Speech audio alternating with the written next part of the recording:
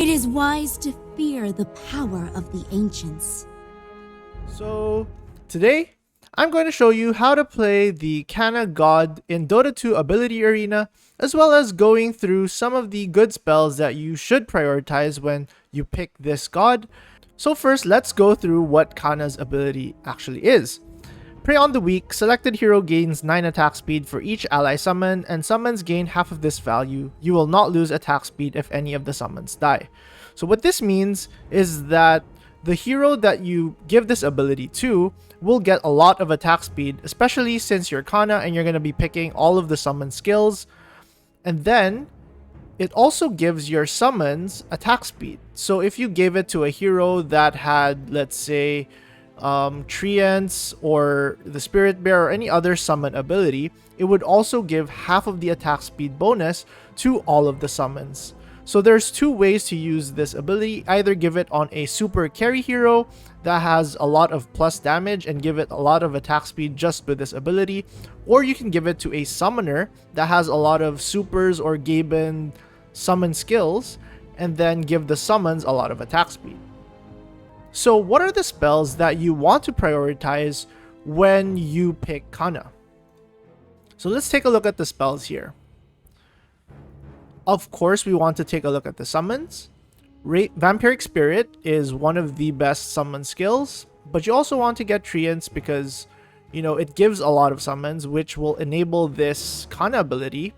And the KANNA ability permanently gives you attack speed for the round, even if your summons die. So it doesn't matter if this Nature's Call is stuck at level 3. Once you summon the 5 Treants, that's automatically 5 times 9 attack speed. So that would be 40 attack speed for your main hero. And then Plague Ward is also pretty good, especially if you can get it to just at least super. And it'll make 2 wards per cast with a 5-second cooldown. That's pretty good. And Call of the Wild is also pretty good. It gives you a Boar and a Hawk, which is just 2 summons. But when you get it to super, you will actually get 4 summons total. And you will get your Hawk's Dive Bomb, which is pretty good skill.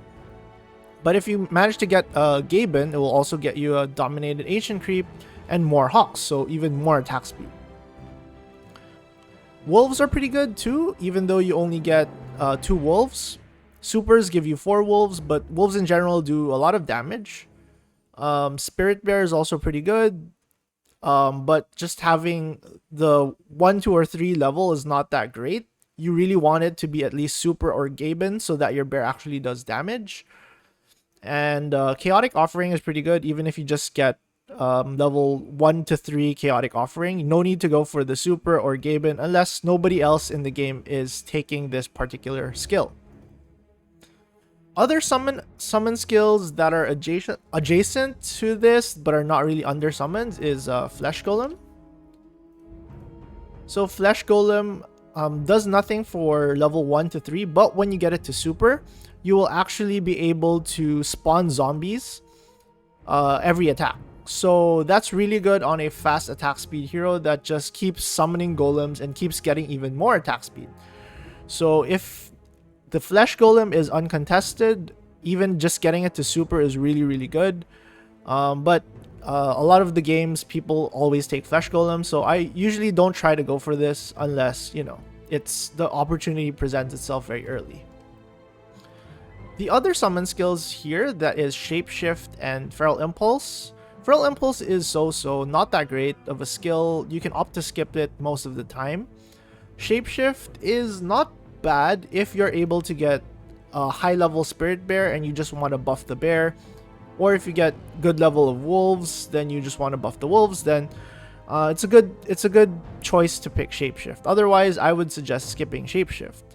Another spell that's really good in summon builds is Tag Team, because the aura that this gives actually also applies it to your summons. Meaning, if you put this Tag Team on a summoner, all of the summons by that particular hero will do additional damage with Tag Team. So imagine 100 bonus damage for each skeleton from Vampiric Spirit or each Treant.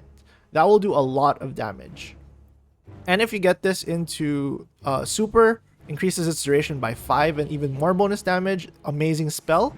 And if you get it to Gaben, you can actually increase the radius, and each unit will do a mini stun. So imagine like 5-10 units hitting a single target. The target will just instantly melt, and it will get mini stun to oblivion. You won't regret taking tag team, that's for sure. So I like to partner tag team with Chronosphere. So tag team Chronosphere and 2 summon abilities could be really good, especially like Vampiric Spirit. Something like that would work really, really well. Even if you don't have Kanna, that combo actually just does a lot of damage. So only level 3 Chrono is good. You don't need to get super because all of your summons are doing the damage anyway. Another important few spells to get in conjunction with those that I just said is the 2 auras, which is Inner Beast.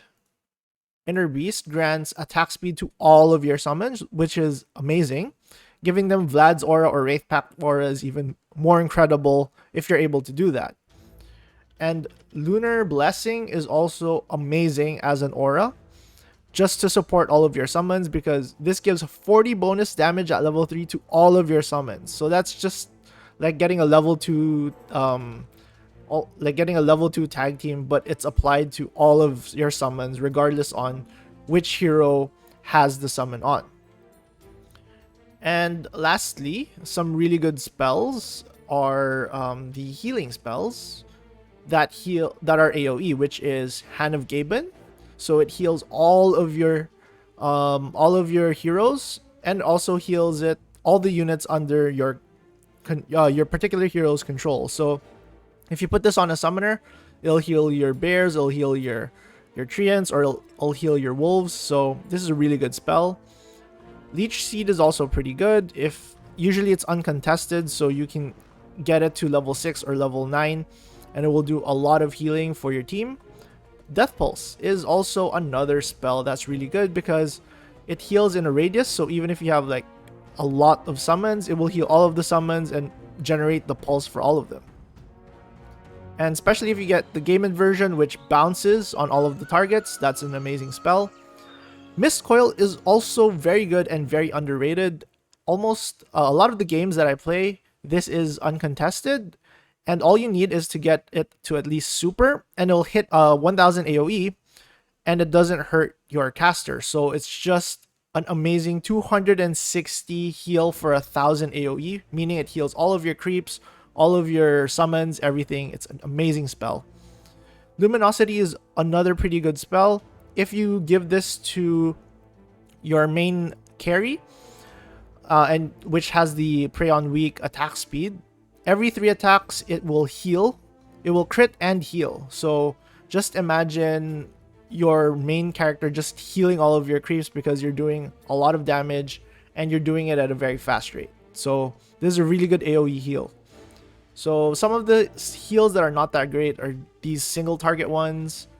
Purification is not that great as well, but yeah, those are the spells that I think are really good for the Kanna god. So those are the spells you want to prioritize. So now I'm just gonna show you a game where I do a level 2 shop with the Kanna god, and I hope you enjoy, guys. If you enjoy this format, please let me know in the comment section below, and maybe I'll do more videos of this for Kanna of a different strategy, or maybe for other gods in the future. Please like and subscribe if you learned something, and thank you guys for watching, and hope you enjoy.